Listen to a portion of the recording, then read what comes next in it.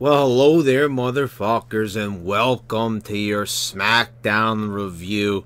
I forgot in my Raw review I was going to do a whole rant on this girl up thing, and one thing led to another, and I don't even think we really touched on it, so I apologize for that, but it was advertised again on this show, so I guess maybe we'll do a little girl up rant a little bit later on. So we started off with Shane McMahon introducing the new co-captains for the SmackDown team, and I really detest this Survivor Series when it comes around. No titles are on the line, everything just stops dead, all storylines are frozen in time because we have to have this scheduled SmackDown versus Raw pay-per-view. And is anybody really excited for this back in the day? I remember when they first started out the brand extension, there was a bit of intrigue about Raw versus SmackDown. Remember, it was the video games were all called, SmackDown versus Raw. Now no one gives a shit about SmackDown versus Raw. The way we see it is two crappy shows coming together to face off because, this is the one time a year when certain wrestlers are going to be able to fight one another due to the stupid brand extension. And a small rant on the brand extension while we're at it, because it's been a few years since we've really talked about it at length. I might have touched on it last year a little bit, but how dumb is the brand extension thing where it just cuts down on the roster? You see how dry the roster is, how much they struggle for new characters. So at a time when it is so bad, why do they make it worse by just having fewer guys on the show? Yes, I know it cuts down on the amount of shows that these guys have to work, and it adds importance to SmackDown. But it feels like SmackDown is hanging on by a thread. You even saw with SmackDown 1000, the only reason why SmackDown is more relevant is because of the brand extension. And that's probably why they did it. SmackDown was really lagging behind, and there was no point to the show. No one was watching it. Even when they put it back to Thursday nights, people didn't even bother. The fact that it's live doesn't even matter. Just when they did the brand extension thing, that's when people started to give a shit. As much of a shit as they could possibly give, given the poor quality of this product. So, they went through all the trouble of combining the titles. Remember that a few years ago? And then what did they do? They just, they made a new world title. And once again, we were off to the races with the second brand extension. And when you look at the history of this company, it just is so ridiculous looking back on it in retrospect. I mean, it's pretty laughable how they've had two of these things in the same year. So it was like, oh shit, we should have kept it. Let's go back in time. And they barely even mentioned the first brand extension, because they're so embarrassed to admit that they did it twice. And it was pretty clear that it was a big mistake the first time around. So I don't even know why they would go back and do it again. Especially when Fox is going to, feature them. You thought that they would probably put their best foot forward, like their whole roster. But are they really going to go through this whole brand extension thing? The whole Fox deal with the brand extension still intact? But whatever, that's enough about that. Let's talk about the show. So we've got co-captains. So, instead of having a ruthless battle with two guys that hate one another, it's back to the cutesy. Hey guys, they hate each other, but they have to work together. I mean, aren't you so sick and tired of this? It's like so manufactured. We're forcing you guys to work together. It's like, why is there comedy? Remember when it was, they were getting pretty cutting edge, and they were doing work shoots on Talking Smack, and it got people interested in SmackDown for the first time in a long time. And then when they finally had the feud after Bryan was all ready to go again and ready to wrestle, and it's so true, and they keep repeating it over and over again, that Bryan hasn't done anything since his return. And it's true, besides a feud with Big Cass and a disappointing feud with The Miz, there really hasn't been a whole lot for Daniel Bryan to do. He really hasn't accomplished anything. He hasn't won a title. He hasn't been involved in the main event program of any sort. You know, let's face it, he wasn't even going to be the main event on Crown Jewel, which, by the way, where did that happen again? And wait, did I just say Crown Jewel? Because WWE is still not saying Crown Jewel. So I'm really failing to realize this for those who didn't see my Raw review. I can't comprehend. So as we're going to Crown Jewel, we drop the country that they're going to wrestle in. They don't want to say Saudi Arabia. Somehow not saying where it is makes it better. You know, it makes them less self-conscious. It helps McMahon sleep better at night despite all the scrutiny from the media and his peers. So after the event actually happens, and they won't even say where they are when they're in Saudi Arabia, won't even say where they are when they're actually there. When the event finishes, was last Friday. So I'm surprised, like, on the network, are they gonna like replace Crown Jewel with Last Friday? Was that the name of the event? I mean, they had Tuesday in Texas like over 30 years ago, so maybe, you know, Last Friday will be the new name of this show. So, you know, I don't understand. So they don't want to say where it is. Now they won't even say the name of the event, now that it's after the fact. This has got to be the most ridiculous logic I think I've ever fucking seen in my life. I mean, this makes as much sense as, like, eating an ice cream cone upside down. I mean, like, it just, why? You know, or turning a piece of pizza upside down and eating it that way. I like to eat the crust on the top. I mean, you know, it just doesn't make any sense. Why do it? You know, you would have to really explain this train of thought, you know, from a very, very retarded, idiotic perspective to be even able to even begin to comprehend something as stupid and dumb as this. So, you know, anyway, and Bryan's like, yeah, I haven't done anything since I've been back, agreeing to it. Well, at least they're honest, you know. I'm just saying, I just hate when they have to admit, when they work it into promos, that they say how bad they are. It used to be back in the day when they fucked up, they try to cover it up as much as possible. And now they're just like, hey, we're stupid. I mean, just, you know, I don't get that type of thought process. You know, we're admitting we suck. Anyway, they're backstage. Bryan and Miz both agree that Shane McMahon should be the first pick for the team.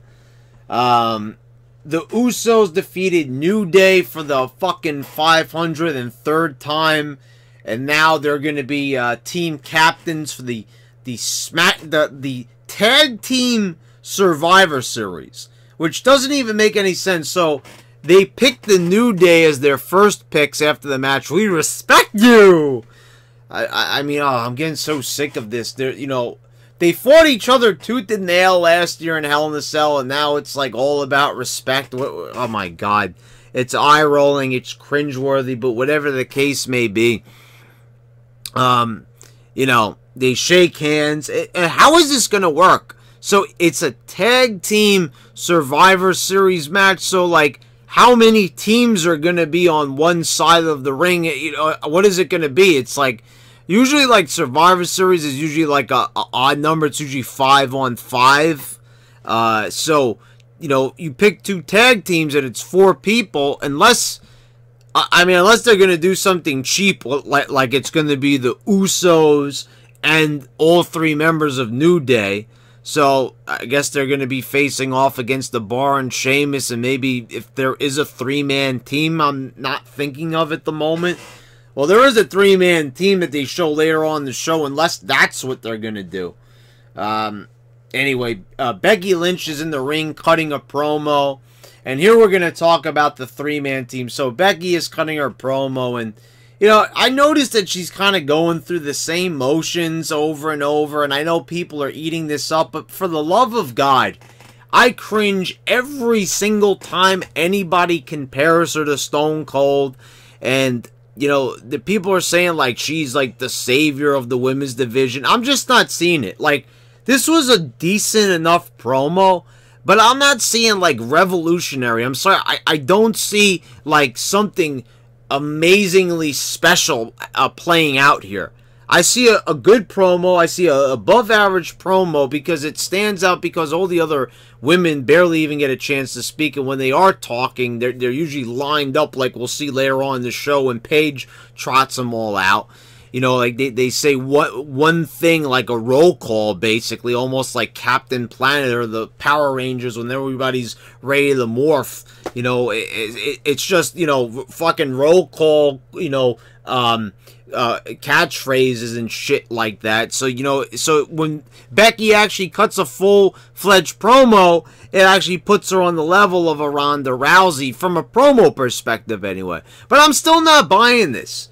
You know, like, does anybody realize just like Becky Lynch versus Ronda Rousey? It's the same problem I had with her facing off against Nikki Bella. It's just like, you know that Ronda would be able to trounce these people so badly in real life. And I know suspension of disbelief, but like I said, there's other people. You know, there's Shanna, am I saying her name? I'm probably saying it now, but Baszler from NXT, Shanna Baszler, who I really liked what I saw when they had her. What was that? Evolution, when she was wrestling. You know, I said that she looked tough enough. There's Sonya Deville, which we'll get to a little bit later on. You know, so Becky Lynch is just.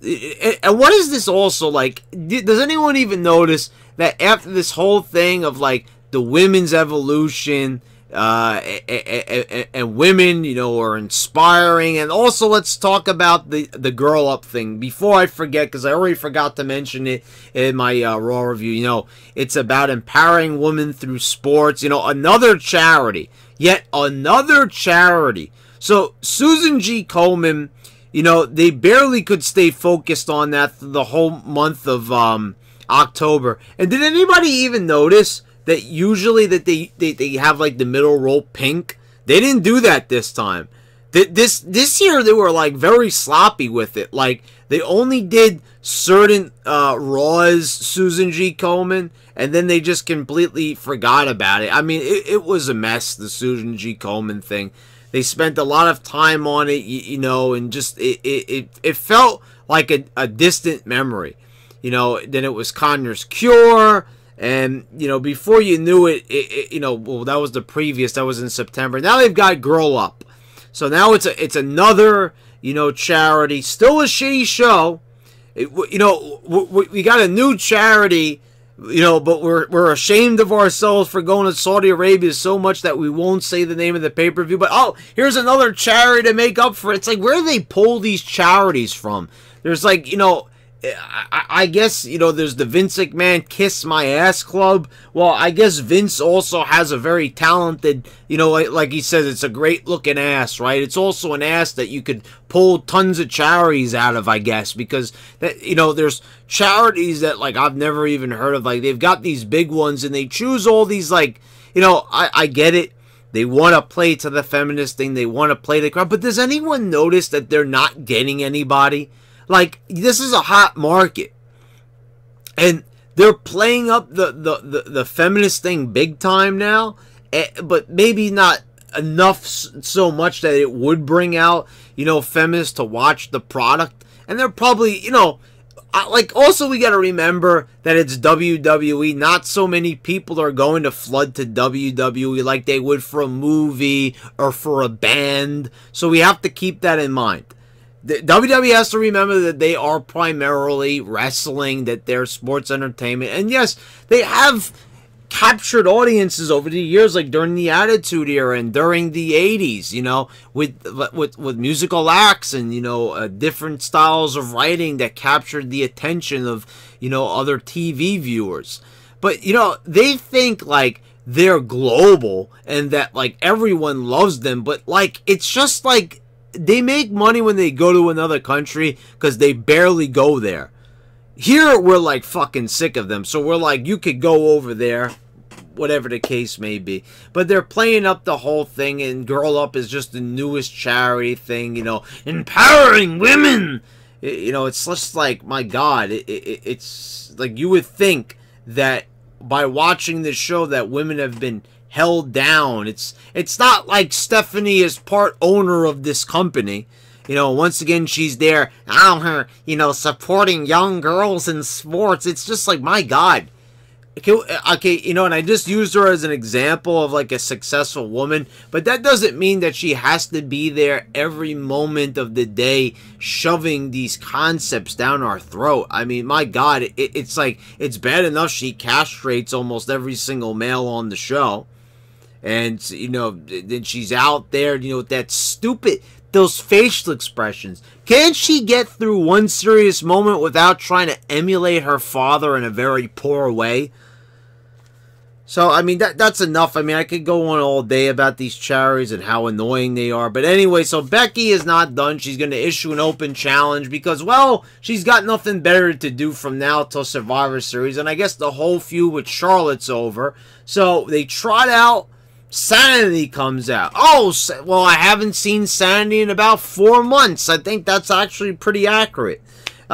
So they're there, and why are they there for? Well, they're bringing out Nikki Cross. So, you know, she was a part of Sanity back in NXT, and she's out there. And I'm looking at Nikki Cross, and I'm sorry, you know, I see her standing against, you know, face to face with Becky Lynch. Becky looks like a star. Nikki doesn't. Even the whole routine when she says, I want to play with you, it was very hokey, and it didn't feel genuine. It just, I didn't get the same vibe that I get from, like, Rosemary and TNA, for example. You know, when I was watching Decay during the Leader Decay, I didn't really see that same style of dedication. You know, like, playing these characters, like, back when, Shelly Martinez played Ariel, you know, and he's just like a commitment to these characters. I don't see Nikki really fitting in.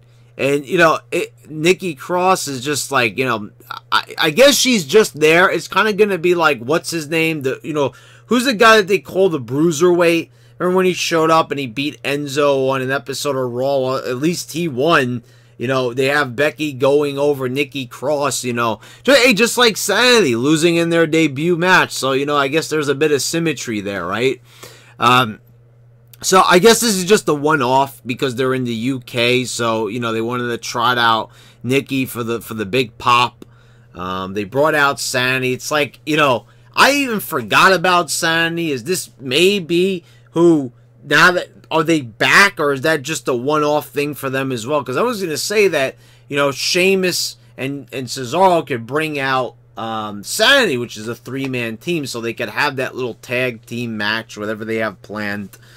As far as the match goes, I mean, I was not impressed. I didn't really see anything here from Nikki Cross that was, you know, so sensational. I know NXT fans really like her. She got a big pop, but then again, the UK crowd would pop for a fucking ham sandwich. You know, seriously, put a ham sandwich right in the middle of the ring, and there you go. The ham sandwich has got charisma. Ooh, the grooves in the bread look awesome. Oh, it's totally over. Yeah.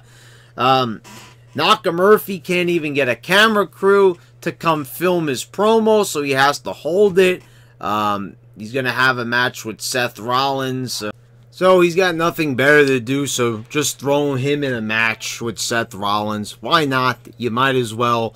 You know, they hadn't even shown this guy for weeks and weeks. And do we remember that he was the guy who won the Royal Rumble at the beginning of the year? And my, how the mighty have fallen. It just shows that the Smarks just lose interest real fast. So, you know, Seth Rollins, Nakamura, I see that the Smarks are really revving up online. They're getting super excited for seeing this, you know, Japanese dream match right here. You know, they're finally going to get to see Seth Rollins and Nakamura. It's like, has anyone really, like, wanted to see this match? Is it, like, honestly, you know, okay.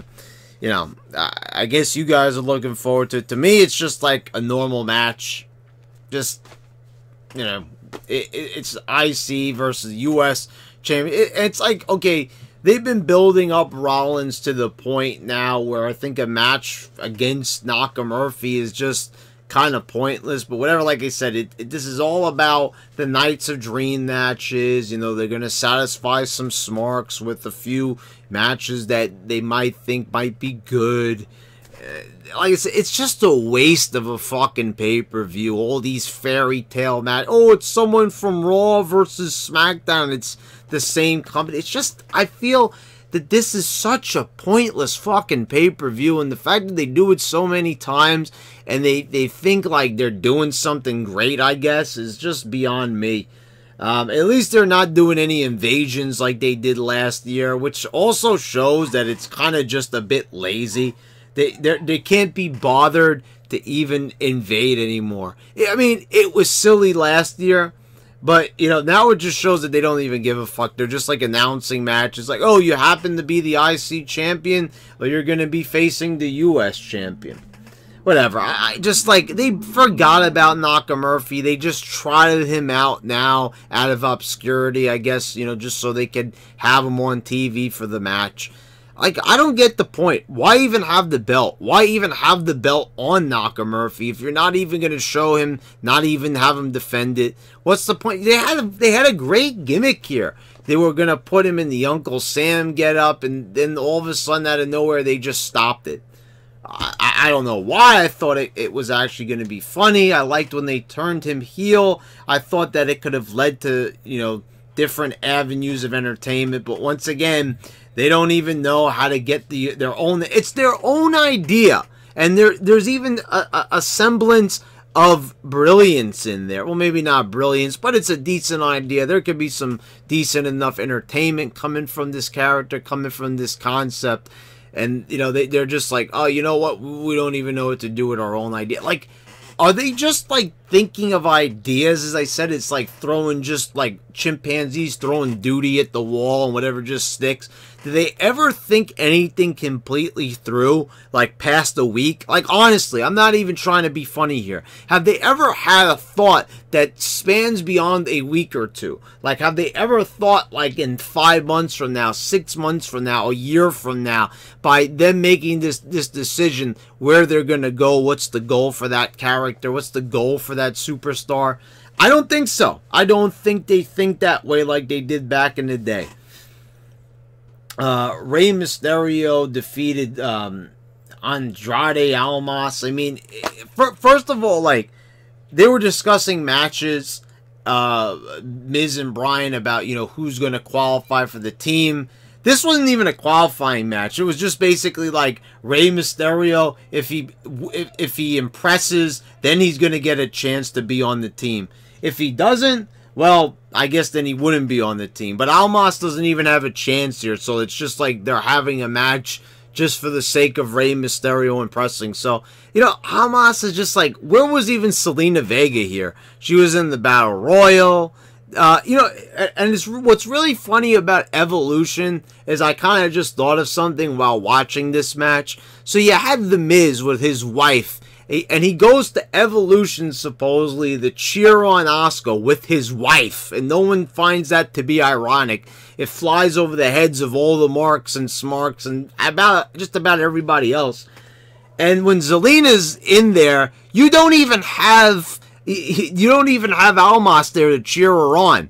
You know, she's there cheering him on, and so I guess maybe to return the favor, she just didn't show up tonight. So I don't know. That she's a big part of his presentation, so her not having him there just makes him seem like another guy, especially since they don't even give him any mic time. He doesn't have a character. She's a large part of who he is, so not having her there is definitely a big mistake. But they don't really have anything planned for this guy at all. It's pretty sad. Like, I get it. They don't want to build new stars. They don't want to build characters. But then what's the point of bringing anybody in? Are they just there so they could win one match 1 week, then lose 5 weeks in a row, then randomly win a match, and then disappear from TV for a week? It seems like everybody goes through the same cycle. And it's pretty sad, it's depressing. It's because I see a guy like Almas. He has talent, he has a look. Why can't he be something? The thing is that, you know, they can't be bothered to give him a character, can't be bothered to give him a program in which he would be able to get over, or have, all he does is have impressive matches with other wrestlers, but he never wins. And when he does win, it largely goes forgotten because they don't follow it up properly, because he goes off and ends up disappearing from TV for weeks. Like, where was Zelina here? She was just there at Evolution. What's the excuse of why she's not there? So, you know, it's great to see Mysterio, but, like, what's funny is Miz and Bryan were arguing over what has Rey done since coming back to the WWE, and it's a good point. What has he done since coming back?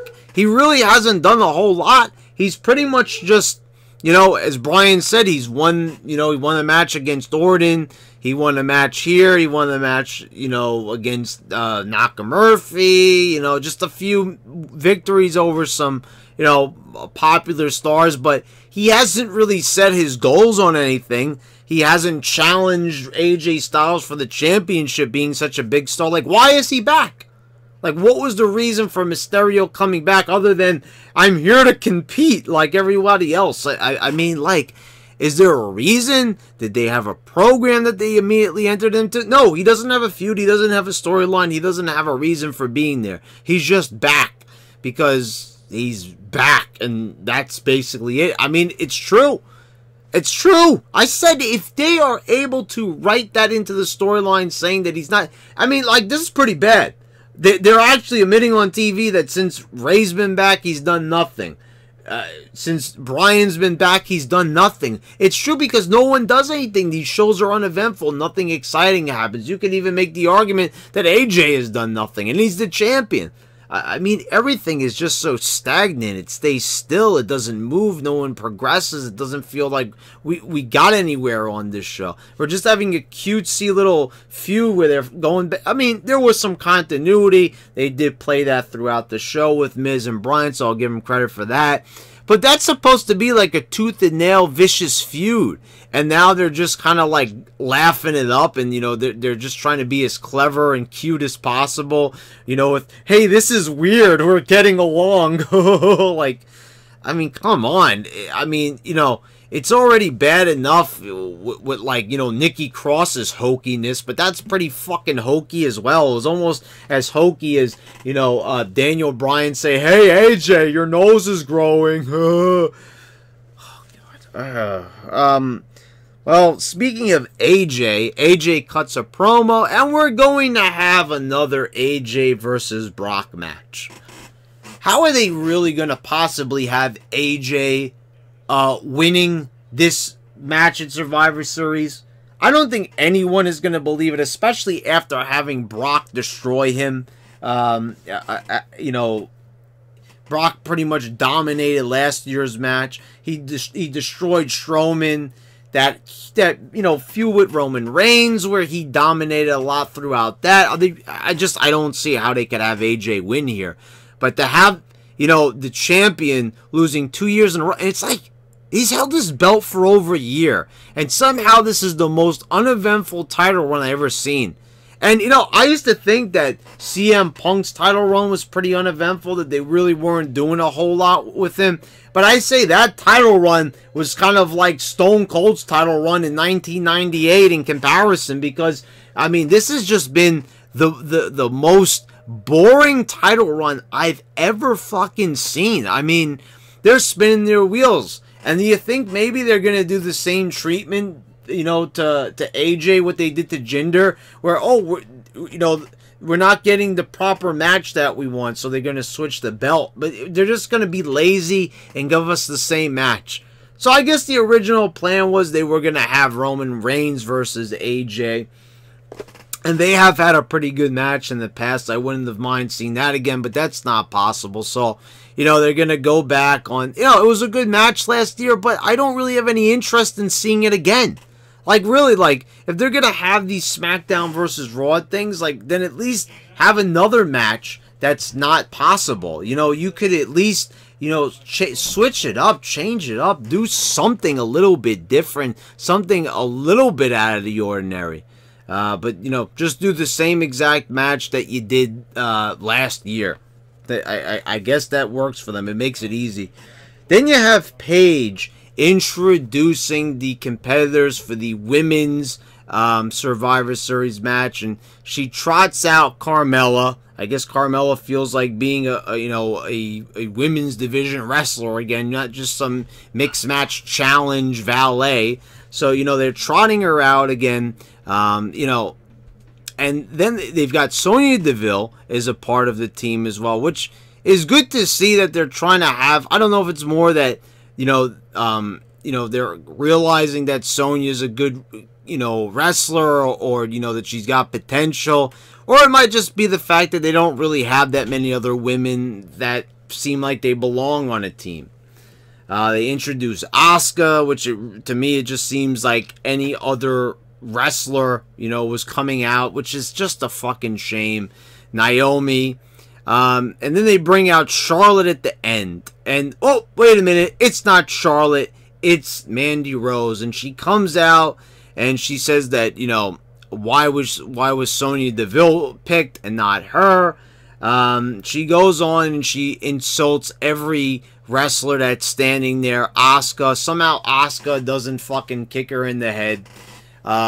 She says to Carmella that, you know, she had a short title run. You know, she said her title run was almost as bad as her like dancing skills, or whatever the case may be, whatever she said. And you know, Carmella says, oh, well, which is kind of strange because she held the belt for a good 4 months, which by no means is a short reign. I guess, you know, it's not as long as AJ Styles' title reign, but, you know, then again, few are.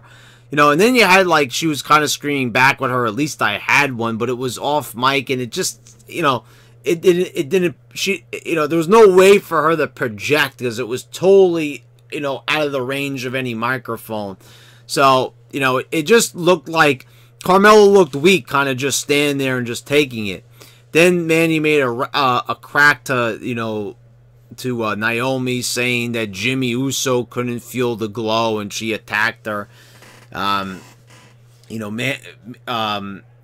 you had Sonya pulling Mandy off of Naomi, separating them, and they kind of just had a stare down. I guess they want to pull them apart, you know, which is maybe a good idea because I do see potential in Sonya Deville. But the thing is, that ship has sailed.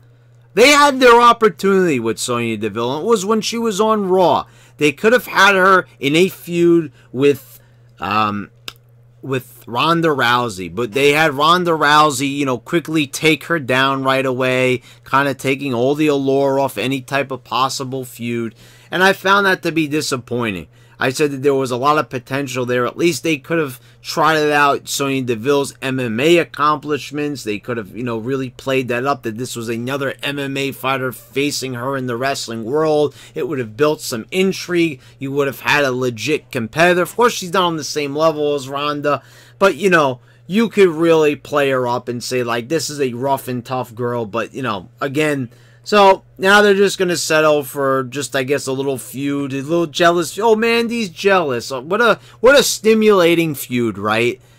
All I saw here was a bunch of girls lining up just like they do every week backstage. It's like I said before with Becky Lynch. The only reason why she stands out is because the same thing with Charlotte. They're giving her time to talk in the ring by herself.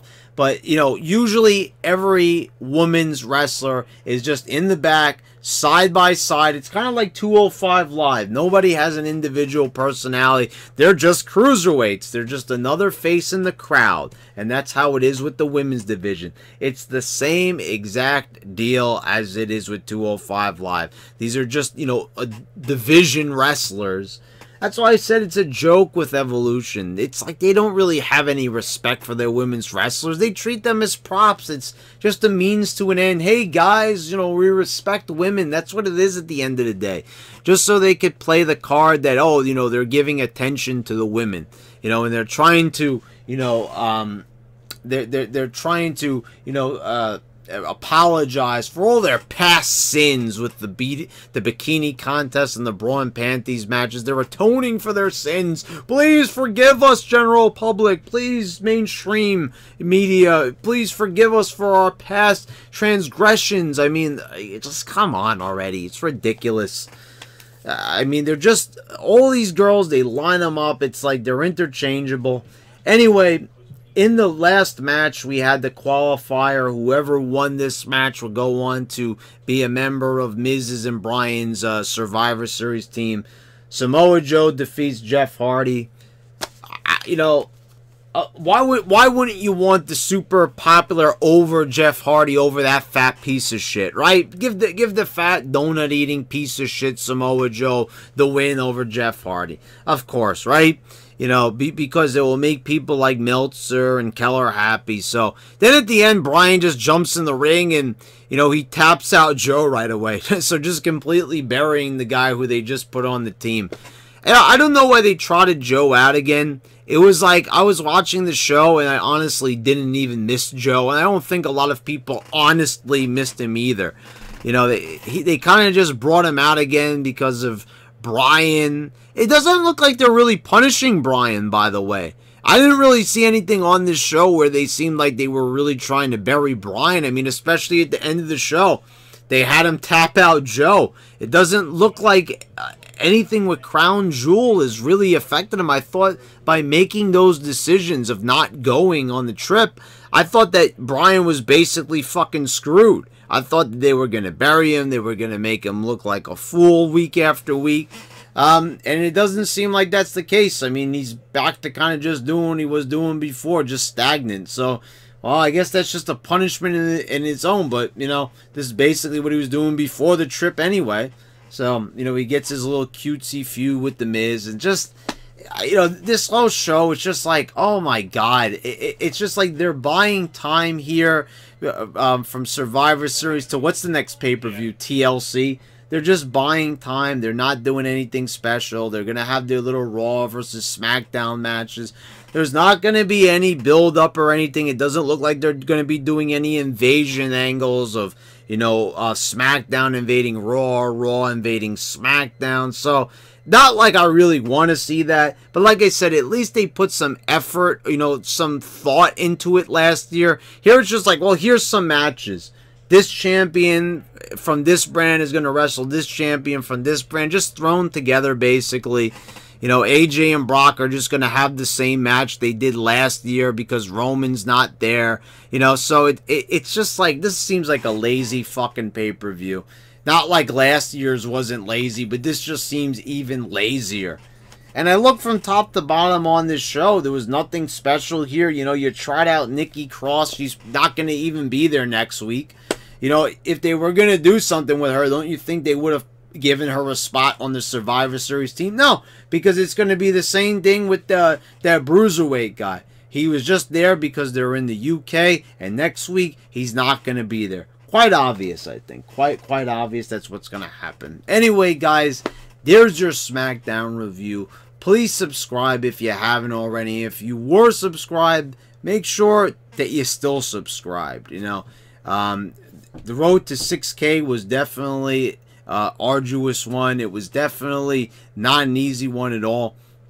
You know, YouTube kept messing with my numbers that was going to and from. So just make sure that you're still subscribing. Click the bell so you get all the notifications when I post all my new videos. And also hit the thumbs up. Hit a thumbs down even if you hated this video. You know, give me some type of recognition, guys. Come on. Anyway, check out some of the other videos I have posted here. And thank you for watching, guys. This has been your YWC champ. And I'm signing out.